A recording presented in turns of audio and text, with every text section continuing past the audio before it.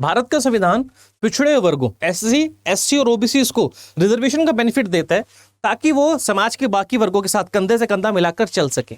लेकिन प्रश्न आता है कि अगर किसी एग्जामिनेशन के अंदर रिजर्व कैटेगरी के कैंडिडेट ने एग्जामिनेशन में जनरल कैटेगरी की कट ऑफ तो पार कर ली, लेकिन वो रिजर्व कैटेगरी की कट ऑफ पार नहीं कर पाया, तो क्या वो जनरल कैटेगरी से सिलेक्टेड माना जाएगा? अब ऐसे ही फैक्ट्स पहले राजस्थान हाई कोर्ट और सुप्रीम कोर्ट के समक्ष आए एक बहुत ही इंपॉर्टेंट केस जिसका नाम है Rajasthan high court and other versus Rajat Yadav 2025। इस केस के अंदर 2022 में राजस्थान हाई कोर्ट ने कुछ पदों की फुलफिलमेंट के लिए वैकेंसीज निकाली।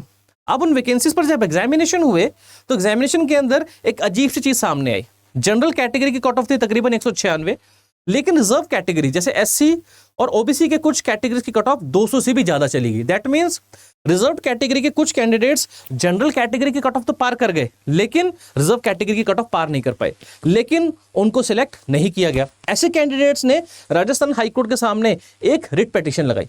राजस्थान हाईकोर्ट ने इस रिट पिटीशन को डिस्पोज करते हुए कहा कि अगर रिजर्व कैटेगरी का कैंडिडेट जनरल कैटेगरी की कट ऑफ को पार कर लेता है तो चाहे वो रिजर्व कैटेगरी की कट ऑफ को पार ना भी कर पाए तब भी वो जनरल कैटेगरी में चुना हुआ माना जाएगा।